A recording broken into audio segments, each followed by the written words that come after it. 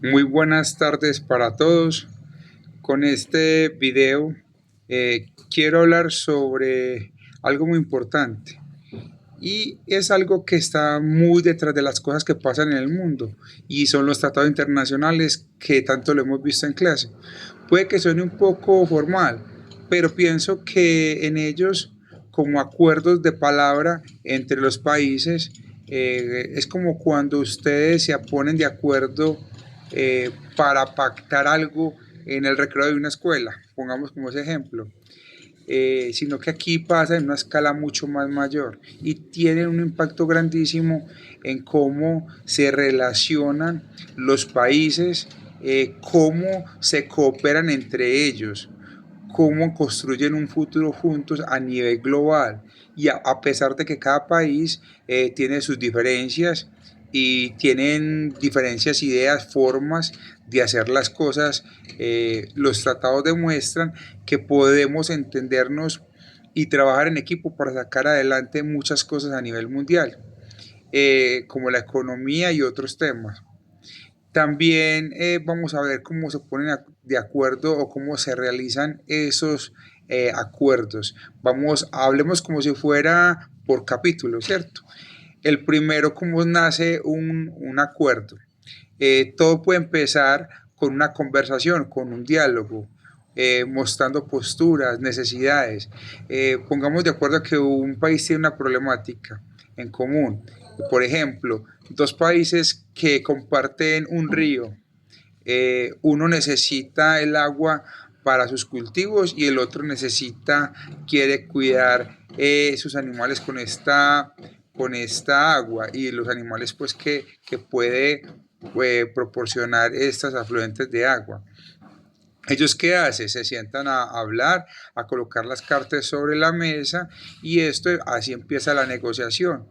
Es la única forma pues de que cada parte demuestre sus intenciones y llegar a un acuerdo. Así se empieza el tema de los acuerdos bilateralmente. Eh, Estas pueden ser reuniones informales o también muy estrictas donde tocan grandes temas que pueden ser de gran importancia para el mundo. En un capítulo 2 podemos hablar de esas formas que tienen el acuerdo, de esa adopción. Después de hablar y discutir, si los países logran ponerse de acuerdo de lo que quiere cada uno, se puede llegar al momento de la adopción.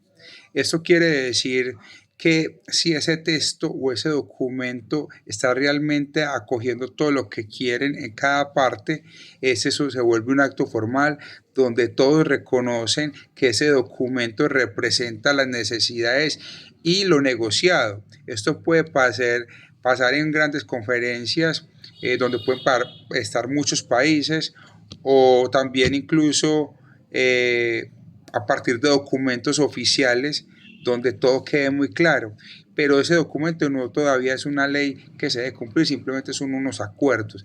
Por ejemplo, en un punto 3 podemos hablar aseguramiento o, digámosle, la autentificación de ese documento, cómo se le da la legalidad, cómo se autentifica ese documento, cómo está seguro que ese documento es verdadero, que no hay errores, que no hay cambios de última hora.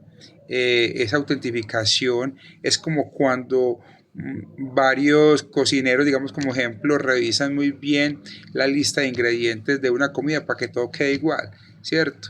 Todos tienen que tener como una misma línea de trabajo o de seriedad para poder que las cosas se den garantías. Es ese compromiso serio, esa manifestación de consentimiento para que los países puedan aceptar esas condiciones ya antes mencionadas y establecidas en un documento. Hay varias formas de hacer eso, una de ellas es la firma de esos tratados o de ese documento, pero para que sea algo más serio, más legal, se necesita de una rectificación. Es como cuando un grupo de estudios van a presentar un trabajo, pero necesitan la firma del docente o del rector para que eso tenga validez. Entonces, esto es lo que puede manifestar el tema de legalidad y autentificación. Como un capítulo 5 podemos hablar como la constancia de ese compromiso, o sí, como la ratificación y la constancia como tal.